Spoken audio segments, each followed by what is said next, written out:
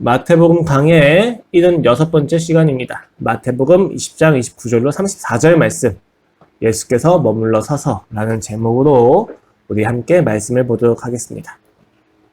마태복음 20장 29절로 34절 말씀입니다. 함께 봉독하여 올려드리도록 하겠습니다. 시작! 그들이 여리고에서 떠나갈 때 큰 무리가 예수를 따르더라. 맹인 두 사람이 길가에 앉았다가 예수께서 지나가신다 함을 듣고 소리질러 이르되 주여 우리를 불쌍히 여기소서 다윗의 자손이여 하니 무리가 꾸짖어 잠잠하라 하되 더욱 소리질러 이르되 주여 우리를 불쌍히 여기소서 다윗의 자손이여 하는지라. 예수께서 머물러 서서 그들을 불러 이르시되 너에게 무엇을 하여 주시기를 원하느냐. 이르되 주여 우리의 눈뜨기를 원하나이다. 예수께서 불쌍히 여기사 그들의 눈을 만지시니 곧 보게 되어 그들이 예수를 따르니라. 아멘. 네.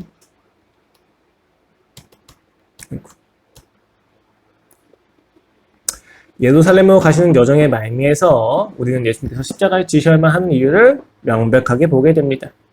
여전히 예루살렘을 보면서 행복하고 편리하고 번영의 인생을 우리는 꿈꾸지만 그 몽상은 예수 그리스도께서 죽음을 예언하신 순간마저도 지속되어서 그리스도의 진지한 메시지를 무시하기까지 했습니다. 우리가 가지고 있는 환상과 우리가 가지고 있는 우리의 구원이라고 하는 그 망상이 주님을 죽였다는 것입니다. 그럼에도 불구하고 예수님은 누가 구원을 행할 수 있는지를 이야기하시면서 그들에게 낮아져야만 한다는 것을 말씀하시고 그것을 모범으로 보여주십니다. 그는 십자가에 달려 죽으시고 부활을 하십니다. 그리고 오늘 본문은 이제 예루살렘을 향한 여정의 마지막입니다. 이제 예루살렘에 당도하기 전 마지막으로 머물렀던 여리고를 떠나십니다. 이 여정에서는 굉장히 많은 무리가 예수님을 따르기 시작합니다. 그렇게 많은 무리를 데리고 떠나는 그 길에서 맹인 두 사람이 예수님의 소문을 듣고 소리를 질러 긍휼을 요청합니다. 이에 무리는 그들을 꾸짖고 잠잠하라고 하는데 그들은 더욱 소리를 지릅니다.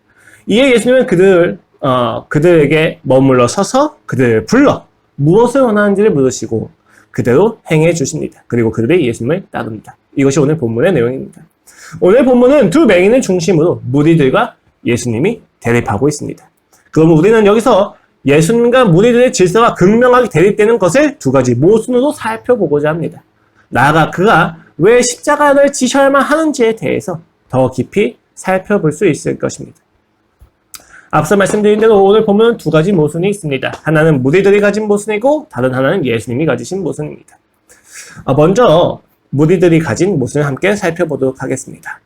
이들은 예수님을 따라갑니다. 당시는 유월절을 지키기 위해서 많은 무리들이 모이는 시기예요. 그리고 그들은 여리고를 지나야만 합니다. 예루살렘에 올라가기 위해서 여리고를 지나가야만 하는 것이죠. 그렇게 그 인원은 평소보다 더 많이 있었을 것입니다. 그리고 바로 이들이 21장에서 예수님께 환호를 내지르던 인원이기도 합니다. 이들의 목적은 너무 명확했습니다. 자신들이 로마의 압제를 겪고 있고 그 고난 가운데서 이 거대한 악의 세력으로부터 구원하실 메시아, 다윗의 자손, 그 예수 그리스도를 따라가는 거예요.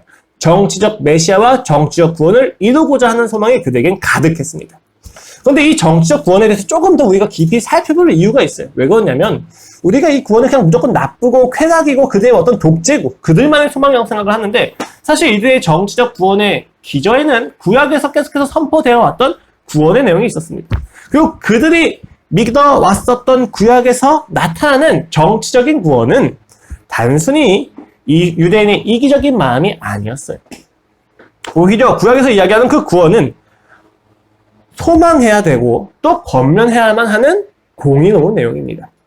공의와 정의가 그리고 사랑이 넘치며 짐승들마저도 다투지 않고 함께 어울려 놀 수 있는 그런 나라가 구약에서 선포되어지는 구원의 날입니다. 그들이 바라고 있는 그 정치적인 구원의 내용은 사실 그들이 우리가 오늘날 생각하는 것처럼 무조건 이기적이고 무조건 악한 무언가가 아니라 오히려 공의가 물처럼 흐르고 정의가 하수처럼 넘치는 그런 국가, 그런 유토피아였다는 거예요.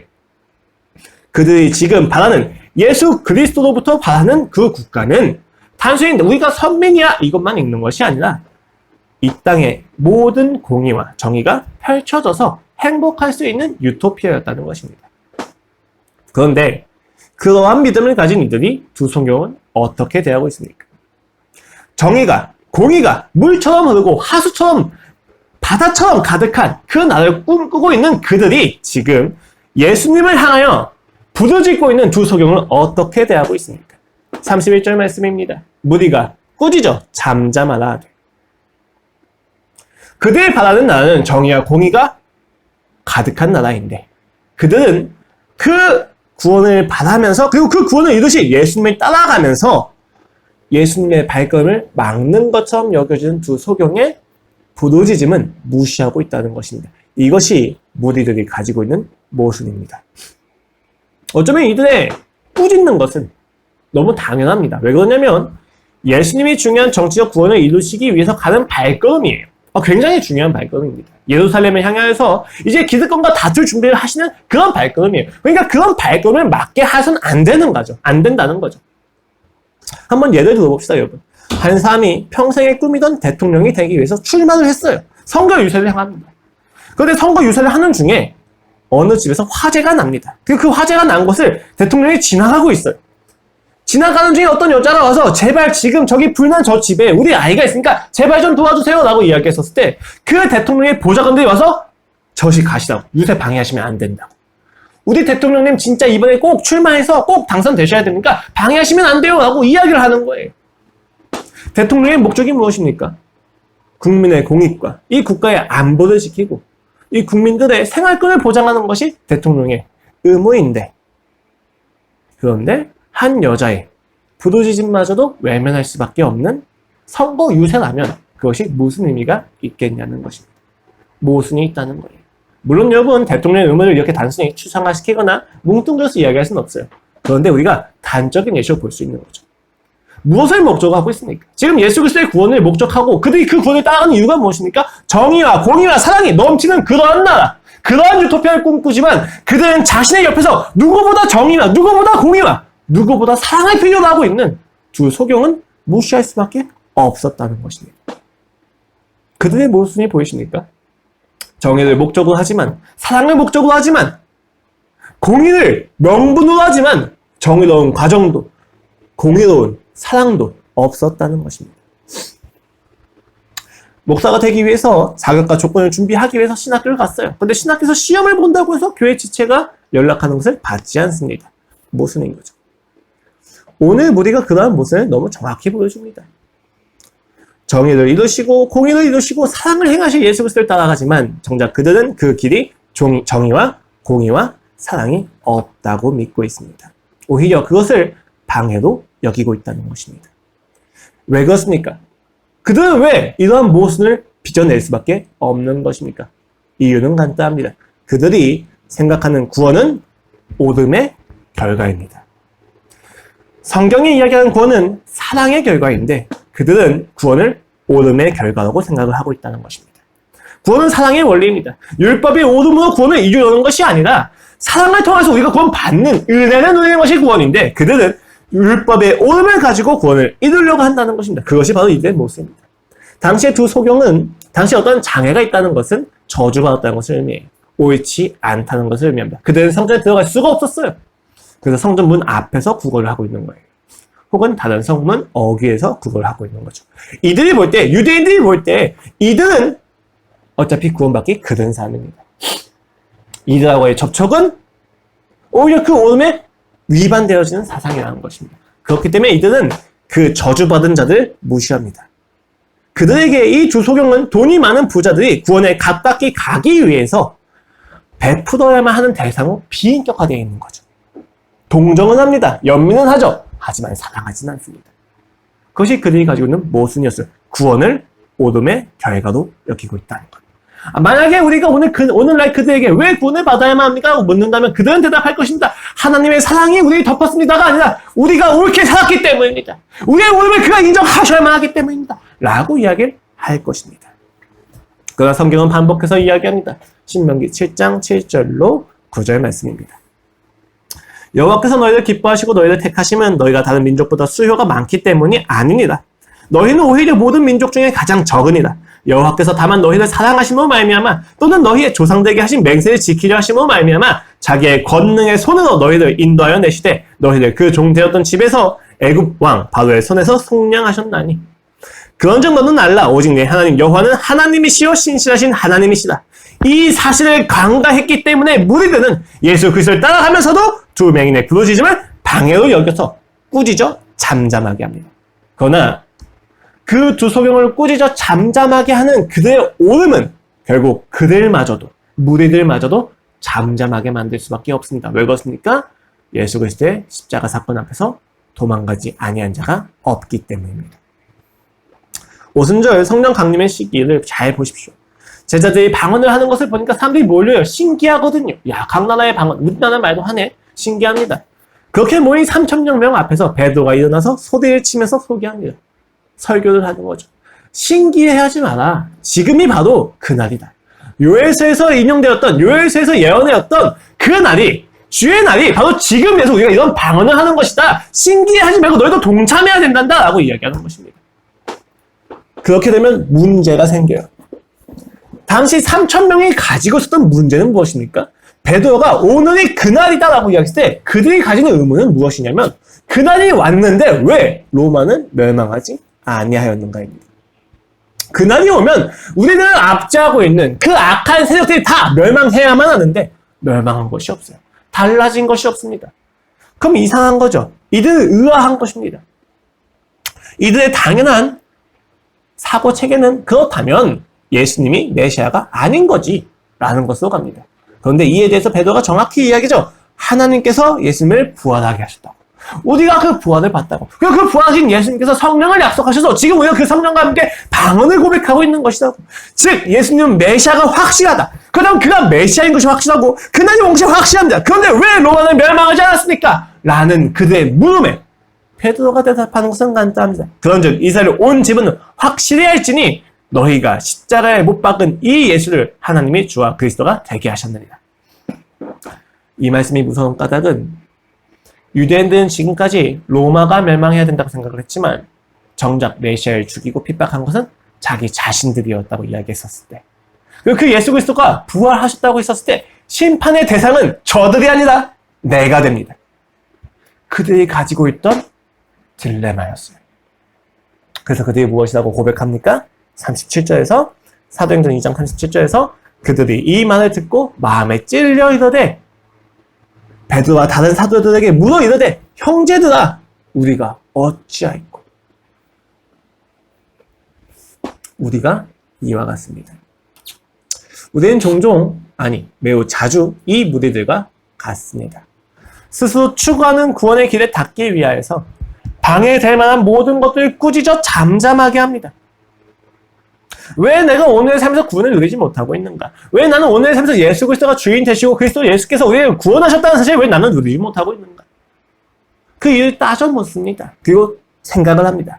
내가 옳게 살았음에도 불구하고 내가 구원을 누리지 못하는 까닭은 내가 옳게 살았음에도 불구하고 내 주변에 있는 자들이, 내 주변에 있는 세상이 나를 압박하고 핍박하는 이유는 저들이 잘못되었기 때문이다.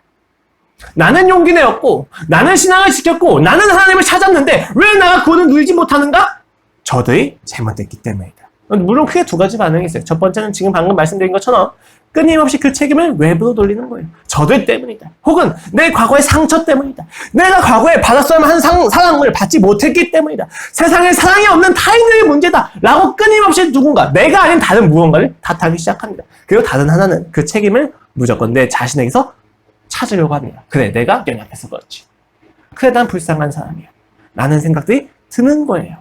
그러나 여러분, 타인을 탓하든 나 자신을 탓하든지 간에 이렇게 보는 사람들은 모든 문제를 다 잘라내려고 합니다.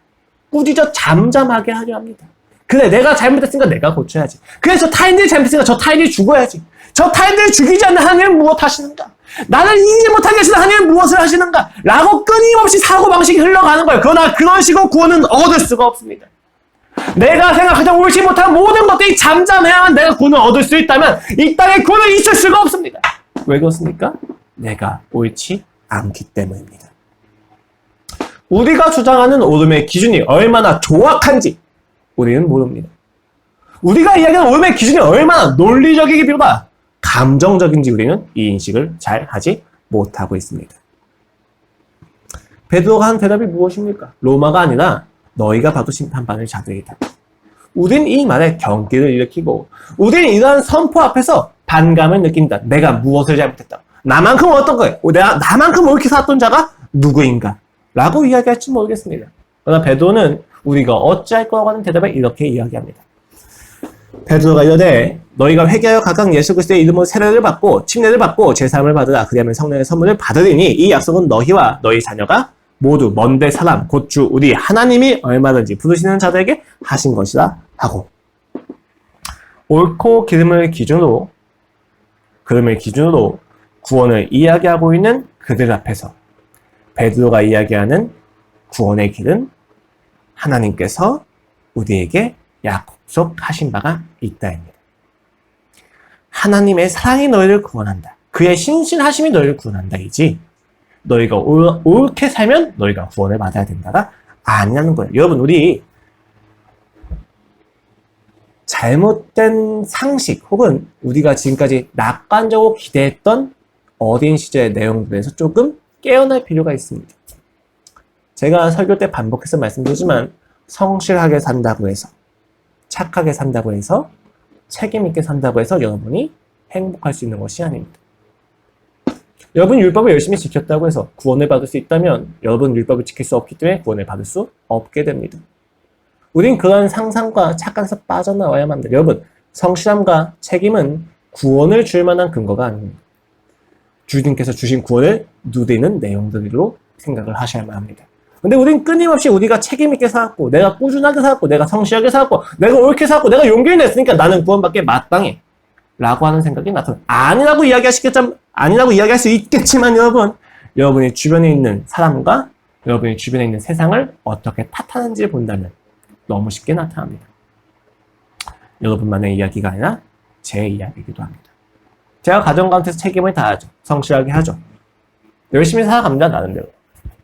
그런데 이게 제 의의가 돼서 아내가 이야기하는 단순한 하소연도 듣지 못할 때가 있어요.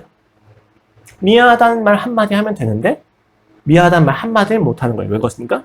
내가 이렇게 열심히 살았잖아. 내가 이렇게 책임있게 살았잖아. 라는 말이 핑계가 돼서 내가 가장 사랑하는 사람의 감정의 공감도 못하는 지경이 수없이 반복됩니다. 왜 그렇습니까? 내가 나의 오름으로 구원을 누리려고 하기 때문입니다. 그러나 우리의 오름은 매우 모순적입니다. 오늘 우리들이 가지고 있는 모순이잖아요. 정의와 공의와 사랑이 가득한 나를 꿈꾸지만 내가 그 정의와 공의의 사랑의 수혜자가 되는 것을 원하지만 내가 그 정의와 공의와 사랑을 행하는 주체가 되긴 거부하는 것입니다. 이것이 우리가 가지고 있는 모순입니다. 오름의 기준을 이야기하려고 한다면 우린 보다 엄격하게 해야 될 것입니다. 내가 그렇게 한다고 해서 저 사람들이 바뀌지는 않잖아. 그렇다면 저 사람들은 그냥 사랑만 받고 구원받는 거니까 억울하네? 라고 하는 생각을 가지고 있다는 것은 여전히 내가 피해자라는 생각을 가지고 있는 것이죠.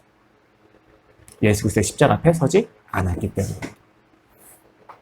구원은 사랑의 원리인데도 불구하고 오름의 원리로 살아가는 그들의 모순에 오늘 본문은 예수 그리스도의 모순을 함께 이야기합니다. 무리들의 모순이 하나가 있고 예수 그리스도가 보여주신 모순이 하나 있어요. 예수님 모순이 있다고? 이상하네? 좀 더 깊이 한번 살펴봅시다. 사실 예수님께서는 기적을 베푸시면 자주 자신이 그리스도이시다는 것을 이야기하지 말라고 이야기하십니다. 메시아 비밀 사상이라고도 말씀을 드렸어요. 왜 그렇습니까? 자신이 정치적 메시아로 오해당할 것에 대해서 막으시는 거예요. 그렇게 한다고 해서 그들이 자기의 소문을 퍼뜨리지 않는다고 생각하지 않으십니다. 그러나 이렇게 말씀을 하시는 것을 통해서 예수님이 스스로는 정치적으로 구원하시기 위한 분이 아니라 영적으로 구원을 하시는 분이라는 것에 대해서 이야기하기 위해서 예수님은 끊임없이 자기를 그리스도로 이야기하지 마라. 이것을 이야기하지 마라. 소문내지 마라. 라고 이야기하십니다. 마태복음 9장 함께 살펴볼까요? 27절 이하입니다. 예수께서 거기에서 떠나가실 때 두 맹인이 따라오며 소리질러 이르되 다윗의 자손이여 우리를 불쌍히 여기소서 하더니 예수께서 집에 들어가시매 맹인들이 그에게 나아오거늘 예수께서 이르시되 내가 능히 이 일 할 줄을 믿느냐 대답하되 주여 그러하오이다 하니 이에 예수께서 그들의 눈을 만지시며 이르시되 너희 믿음대로 되라 하시니 그 눈들이 밝아진지라. 예수께서 엄히 경고하시되 삼가 아무에게도 알리지 말라 하셨으나 그들이 나가서 예수의 소문을 온 땅에 퍼뜨립니다. 오늘 본문하고 똑같이 두 소경입니다. 두 맹인이에요. 물론 장소가 좀 다르고 상황이 다르죠. 마태는 의도적으로 이 성경에 있는 이야기들, 예수 그리스도의 이야기를 편집할 때, 이제 재구조할 때 반복적인 이야기를 넣습니다. 이혼에 대한 이야기가 한 번 있었는데 그 뒤에 이혼에 대한 이야기 한 번 더 해요. 오늘 본문도 마찬가지예요. 소경에 대한 치유가 한 번 있었는데 소경에 대한 치유를 한 번 더 이야기합니다. 그러니까 이거는 같은 사건을 따로 이야기했다가 아니라 굉장히 많은, 예수님이 뭐 한두 명의 소경을 치유하셨겠습니까? 굉장히 많은 소경을 치유하셨겠죠. 많은 일들 중에서 의도적으로 두 가지를 뽑아서 대치시킵니다. 그렇게 해서 이 비교를 통해서 말하고자 하는 바를 조금 더 강화시키는 내용이 있습니다. 그렇다면 지금 오늘 이 9장의 소경 치유와 오늘 본문의 소경 치유에서 어떤 것이 비교되는지를 안다면 우리는 오늘 본문을 통해서 강조되는 바가 무엇인지 조금 더 쉽게 알 수가 있다는 것이죠. 그렇다면 무엇이 비교되고 있습니까? 세 가지의 비교점이 있어요. 첫 번째, 9장에서는 믿음이 강조됩니다. 그래? 믿느냐? 주여 그러하오이다. 믿음이 강조가 돼요. 그런데 본문은 믿음이 아니라 주님의 불쌍히 여기심이 강조됩니다. 주님께서 불쌍히 여기시되. 그 두 번째 차이점은 9장은 예수님께서 그들에게 아무에게도 알리지 말라고 하시지만 오늘 본문에서는 예수님께서 그들이 따라오는 것에 대해서 침묵하십니다. 세 번째는 9장에서 맹인들은 소문을 온 땅에 퍼뜨리지만 본문에서 두 맹인은 예수님을 따라갑니다. 여기 예수님을 따라간다는 것은 예루살렘을 향한 예수님의 여정에 참여했다는 것이에요. 이런 이 세 가지의 비교를 통해서 우리는 예수님이 굉장히 모순 속에 있다고 생각할 수가 있어요. 아니 처음에는 자기가 정적인 메시아인 것을 거부하다가 이젠 정적 메시아인 것을 그냥 받아들이시네? 결국 예수님도 정적으로 구원하고 싶으셨던 게 아닌가? 라고 생각할 수 있겠지만 전혀 그렇지 않습니다. 예수님은 본인이 정치적 메시아가 아닌 것을 명확히 하셨고 제자들에게도 십자가의 죽음과 부활을 통해서 이후에도 다른 종류의 구원을 거듭 가르치고 계셨습니다. 그런데 지금 예수님께서는 모순을 일으키신 것이 아니라 여리고를 떠나시면서 예루살렘을 향하신 그 여정에서 이제는 모든 왜곡된 인식과 오해와 그들의 죽음이 깃들어져 있는 기대를 다 받아들이셨다는 것입니다. 이것은 모순이 아닙니다. 지금까지는 가르치시는 것을 통해서 가르치시기 위해서 거부를 하셨지만 이제는 가르치는 것으로서 되는 것이 아닌 것을 아시기에 예루살렘을 향하는 마지막 발걸음에서 그 모든 그들의 모순과 왜곡과 착각과 오해와 죽음을 받아들이신다는 것입니다. 왜 그는 그것을 받아들이십니까? 오늘 본문은 그가 불쌍히 여기셨기 때문이다라고 이야기합니다. 여기 불쌍히 여기신다는 표현은 헬라어로 스플랑크니즈마이에요. 수동태 디퍼런트 동사를 쓰였는데 이것은 상대를 보고 자기 마음에 감정이 수동적으로 생겼다는 것입니다. 그러니까 두 소경의 어떤 그 부르짖음을 듣고 예수 그리스도의 마음에는 불쌍히 여기는 마음이 올라왔다는 거예요. 그리고 그것이 이유가 되어서 그들이 하는 이야기를 들으시는 것이 됩니다. 1차적으로 여러분 물론 그냥 단순히 그들이 소경인 것 자체가 불쌍해서 라고 생각할 수도 있어요. 무엇이 예수님으로 하여금 그들에게 불쌍한 마음을 들게 하셨는가? 동정과 연민을 가지게 하셨는가? 라고 했었을 때 소경된 인생 자체가 불쌍하잖아요. 라고 이야기할 수 있습니다. 그런데 오늘 본문을 잘 보십시오, 여러분. 오늘 본문을 그냥 정확히 보시면 그들이 소리쳤을 때 불쌍히 여기신 게 아니라 그들이 눈뜨기를 원하나이다 라고 하셨을 때 예수님께서 그들을 불쌍히 여기십니다. 이는 1차적으로 그들의 눈먼 인생 자체에 대해서 불쌍히 여기시는 것처럼도 보이지만 동시에 두 소경도 그리고 무리도 모두 구원이 필요하다는 점을 고려하셨을 때 그들의 오해에 대해서 불쌍히 여기신다는 것을 이야기합니다. 조금 더 깊이 볼게요. 무슨 이야기냐면 여러분, 제 앞에 대통령이 있어요. 그 대통령이 저한테 이야기합니다. 야, 너 뭐 하고 싶니? 내가 다 들어줄게. 그럼 여러분 무엇을 이야기하시겠습니까? 정치에 대해서 이야기하실 수도 있고 젠더 이슈에 대해서 이야기할 수도 있고 굉장히 많은 걸 이야기했어요. 왜요? 대통령이 할 수 있는 일들이 많이 있기 때문입니다. 근데 제가 대통령 앞에서 그 이야기 들을 때 대통령한테 이렇게 이야기합니다. 저 과자 사 먹게 700원만 주세요. 제가 700원을 굳이 언급하는 까닭은 제가 가장 좋아하는 과자는 부셔먹는 신라면을 제일 좋아하기 때문입니다. 700원면 충분히 먹을 수 있나요? 850원이네? 850원 달라고 할게요. 그렇게 대통령한테 850원 받아서 신라면 사는 거예요. 여러분, 이거 지금 누구에 대한 모독이에요? 내게 많은 것을 줄 수 있는 사람 앞에서 그 사람이 줄 수 있는 것보다 훨씬 작은 것을 구합니다. 무슨 이야기입니까? 그가 대통령인 것을, 나는 그가 할 수 있는 것에 대해서 오해하고 있다는 거죠. 예수님께서 무엇을 불쌍히 여기셨습니까? 창조주 앞에서 그들이 구하는 것이 육체적인 필요에 불과했다는 사실입니다. 모든 것을 구원하시고 정의를 이루실 것이고 그리고 그들을 죽음에서 구원하실 분 앞에서 그들은 죽음보다 당장 자기의 긴급한 두 눈을 원하고 있습니다. 그 사실 앞에서 예수님은 불쌍히 여기십니다. 요한복음에서도 이건 똑같이 나타나죠. 죽어있는 나사렛에 대해서 주여 마누라가 뭐라고 합니까? 부활시킬 거라고 이야기하시니까 그렇습니다. 주님, 우리가 나중에 죽은 후에 부활했을 때 만날 것을 믿습니다. 무리들이 울고 있어요. 그러니까 예수님께서 눈물을 흘리십니다. 왜 그렇습니까? 나사로가 불쌍해서? 그 무리들이 불쌍해서? 아니요, 여러분. 영원한 가치가, 영원한 생명이 있는데 알아보지 못하는 것에 대해서 통탄하시는 겁니다. 오늘 설교하고 조금 무관할 수 있지만 여러분, 그리스도인의 선교를 한다면 이런 마음이어야 돼요. 우린 동정과 자기연민이 아닙니다. 그리스도를 알지 못하는 그들에 대한 분노와 알 수 없을 수밖에 없음에 대해서 안타까워하는 마음. 그것이 우리의 선교의 마음이고 예배자의 마음인 것을 기억하셔야만 합니다. 오늘 본문에서 예수님께서 불쌍히 여기신다는 것은 바로 그것입니다. 영원한 생명을 줄 수 있는 분 앞에서 찰나를 구하고 있는 그들 앞에서 예수님은 불쌍히 여기시고 눈을 안 뜨게 해주십니까? 뜨게 해주십니까? 눈을 만지사 눈을 뜨게 하십니다. 놀라운 이야기죠. 그들의 거짓된 욕구, fat need라고 하죠. 거짓된 욕구를 무시하지 않으십니다. 다만 불쌍히 여기실 뿐입니다. 예수님께서 예루살렘을 향하여서 주고자 하시는 구원의 내용과 그 두 소경의 눈을 열어주시는 이야기는 모순되지 않습니다. 무리들이 볼 때는 모순이 돼요. 왜요? 예수님께서 옳은 것을 행하러 가시기 때문이에요. 그러나 예수님의 입장에서는 그것이 모순되지 않습니다. 왜 그렇습니까? 그는 지금 옳은 것을 행하러 가시는 것이 아니라 오히려 옳지 않게 여기는 모든 결과들을 다 수용해서 죽으러 가시기 때문에 사랑을 행하러 가시기 때문에 모순될 수가 없었다는 것입니다. 이것이 그들의 모순과 예수님이 가지신 모순의 차이입니다. 왜 예수님은 모순을 행동하십니까? 자신이 왜 왕이 되어주시겠다고 하십니까? 그들이 원하는 왕이 되어서 무엇을 해주고자 하시는 겁니까? 그래, 내가 너희가 원하는 그 왕이 되어서 너희가 원하는 그 펠트니를 내가 채워주어서 너희가 원하는 그것이 얼마나 찰나와 같은지, 얼마나 쓰레기와 같은지, 얼마나 죽음과 가까운지 내가 보여주겠다. 봐라! 너희가 가진 모든 소원을 가지고 내가 어디로 가는지, 그 내가 어떻게 되는지 너희가 명확히 보거라. 그 모든 왜곡과 모순을 다 받아들이십니다. 무엇이 그로 하여금 십자가에 못 박혀 죽게 하셨습니까? 우리의 오름을 관철시키려고 했던 나만의 구원의 방법이었습니다. 왜 그가 모든 왜곡을 짊어지셔야만 했습니까? 우리가 옳다는 것을 포기하지 못했기 때문입니다. 나는 옳다! 이것이 내게 구원이다! 라고 하는 우리만의 오름과 우리만의 사랑을 포기하지 못한 것이 그를 죽일 수밖에 없었다는 것입니다.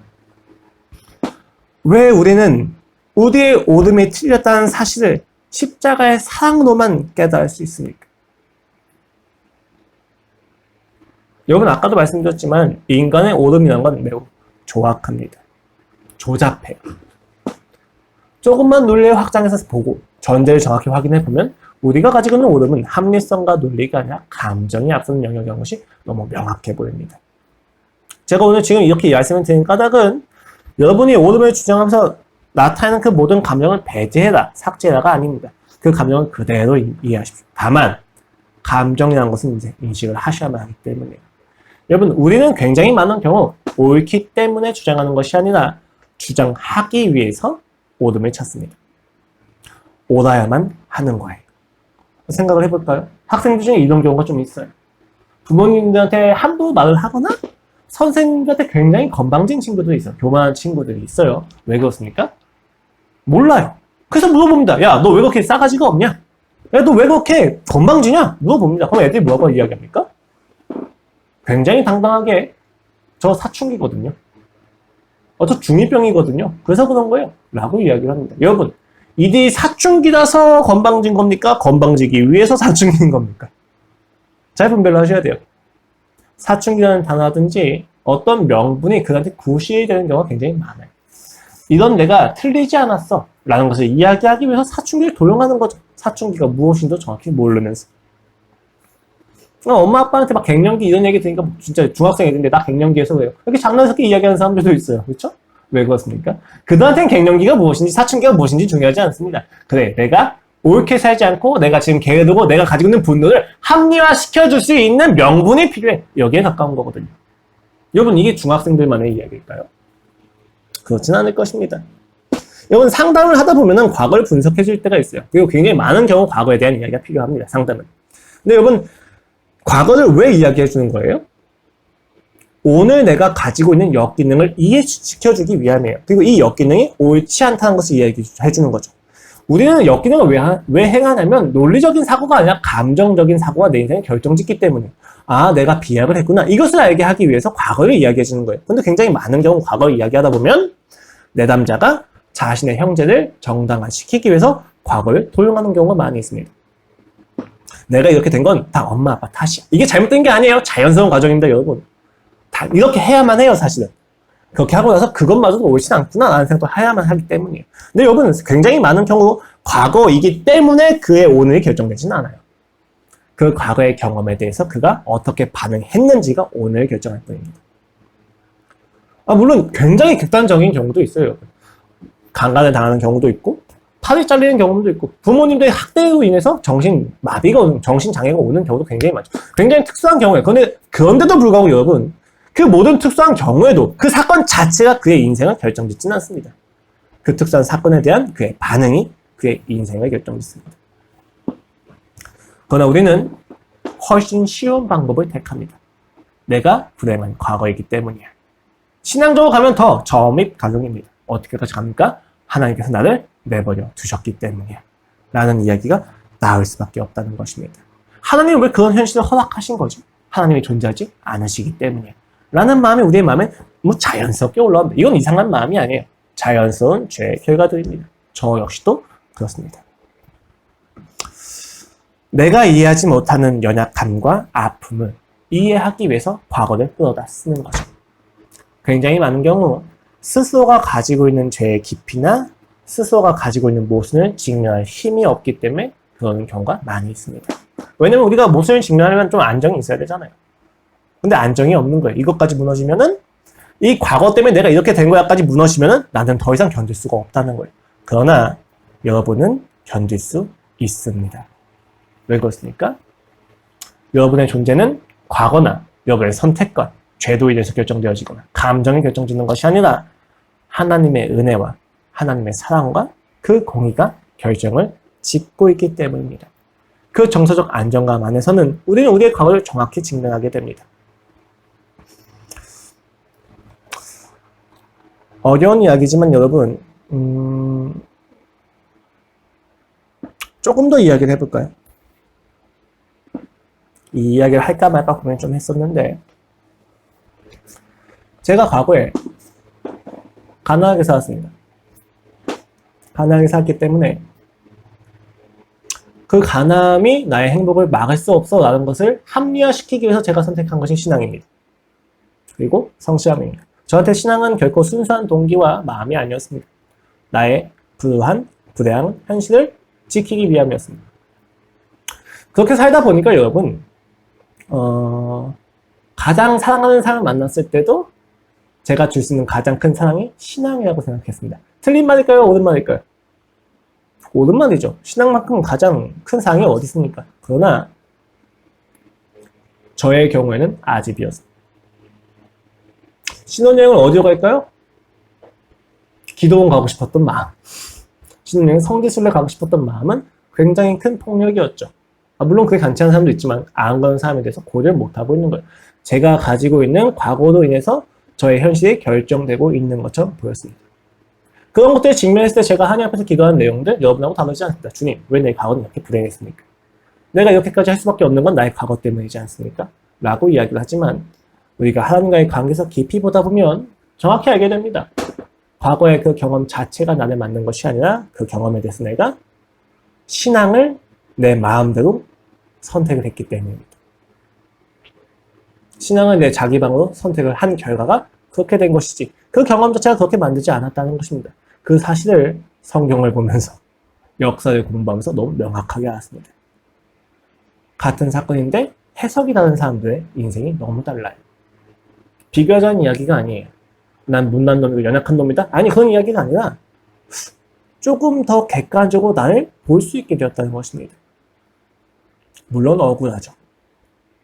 물론 원망이 떠나지 않습니다. 그러나 여러분 기억하셔요. 우리의 오름은 아무것도 세우지 못하고 모든 것을 파멸로 이끌어갑니다. 내가 과거를 탓하고 나의 오늘 가지고 있는 모습을 증명하지 않는 나만의 오름은 이야기하면 이야기할수록 폭력적으로 변합니다. 왜 그렇습니까? 이것이 무너지면 내 존재가 무너지기 때문에 대화가 안 돼요. 이 오름을 통해서 나를 보호하고자 하는 욕구가 너무 강하기 때문이죠. 그러나 여러분의 벌거벗음은 결코 오름을 통해서 가릴 수가 없어요. 오로지 사랑을 통해서만 가릴 수 있습니다. 아담과 하와의 벌거벗음은 무화과 나무 잎은 충분하지가 않았어요. 오직 사랑으로만 가릴 수가 있었다는 것을 기억하셔야만 합니다. 우리가 우리의 죄를 직면하지 않기 위해서 사용하고 있는 오름이 무엇인지 가만 생각해 보십시오. 무리들이 가지고 있는 모습과 다를 바가 없습니다. 사랑과 공의와 정의의 수혜자가 되기는 원하지만 사랑과 공의와 정의를 행하고 싶어 하진 않습니다.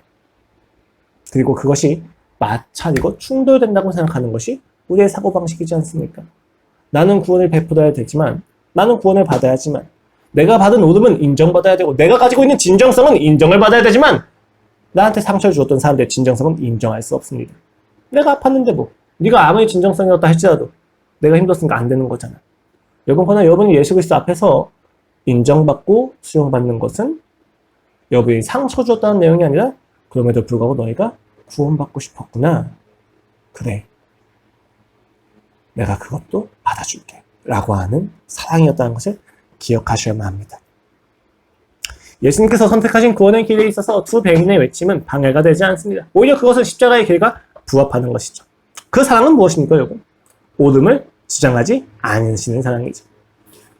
그것은 그 사랑이 옳다는 것을 오히려 반증해 주기도 합니다. 여러분 굉장히 쉬워 보입니다. 사랑은 오름을 주장하지 않는 거지. 저도 쉽다고 생각을 했습니다. 그런데 결혼하고 나서 달라졌습니다. 내가 옳다는 것을 주장하지 않는 것은 굉장히 어려운 일이구나. 내가 오름을 포기하고 사랑을 하면 상대가 알고 고마워하고 미안해할 거라고 생각을 해요. 근데 여러분 해보십시오. 내가 내 오름을 포기하고 상대한테 가면 상대는 그것을 이용합니다.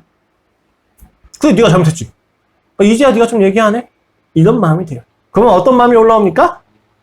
이런 쌍시옷이 올라오죠. 내가 이러려고 사랑을 하나? 내가 이렇게 했으면 이렇게 해줘야 되는 거 아닌가? 라는 마음이 우리 마음속에 숨겨져 있어요. 이때 우리는 우리가 싸워야 될 적을 봅니다. 여기서 싸우셔야 돼요. 그래 내가 옳은 걸 주장하지 않아야지. 이 정도가 아니에요. 옳은 걸 주장하지 않았을 때 여러분의 마음에 올라오는 마음을 정확히 보십시오. 그 모습을 보셔야만 합니다. 우리에게 필요한 것은 이 악을 더욱 부추기는 오름이 아니라 사랑입니다. 왜 나는 이 사랑을 실천할 수가 없는가? 왜 나는 이 사랑을 행할 수가 없는가? 왜 나는 실력이 없는가? 가만 보십시오. 결국은 내 진정성을 인정받고 싶은 겁니다. 제가 저희 아내한테 가장 많이 하는 말이 뭔지 압니까? 아내가 조금 서운한 게 있거나 감정이 상한 일이 있었어요. 그럼 제가 뭐라고 얘기해야 돼요? 미안해. 서운했지. 힘들었겠다. 어떤 일 때문에 좀 그렇지. 이렇게 이야기했는데 제가 뭐라고 이야기합니까? 정말 미안해. 그런데 내가 그런 거 아니야. 나 그런 마음 아니거든. 오해는 하지 마. 그럼 상대가 뭐라고 이야기해야 됩니까? 마디하기 싫어지죠. 마디하기 싫어지는 유진한테 제가 뭐라고 이야기합니까? 다 편하게 이야기하라니까? 왜 편하게 이야기를 안 해? 라고 하면 저희 아내는 미치지는 거예요. 말을 하면 뭐라고 하는데 어떻게 말을 하겠어요? 제가 그게 있어요. 그런데 이 그런데가 뭐예요, 여러분? 내 진정성은 안 그래. 내 진심은 그게 아니었어. 근데 여러분 이게 상대한테 준 상처를 합리화시킬 수 있습니까? 상대가 정말로 그걸 하나하나 끄집어내서 날 비난하려고 하는 것일까요? 아니란 말이에요. 이 모순을 직면해야만 합니다. 내 오름을 포기하지 않으면 이걸 직면할 수가 없어요. 내가 좀 찌질하구나. 내가 이런 것도 많이 힘들어서 자기 방어가 올라오는구나. 여기서 싸우셔야 돼요. 오름을 포기했을 때 비로소 올라오는 감정을 봤을 때 십자가 사랑을 가지고 승부를 거십시오. 평안이 있을 겁니다. 주님, 이게 나네요. 나는 오름을 포기하지 못하네요. 끊임없이 그런 데가 나오고 끊임없이 내가 이렇게 행하면 상대가 이렇게 행하길 원하는 통제력이 있네요, 주님. 근데 이거 죄였군요. 이거 모순이었군요, 주님. 이게 아니었군요.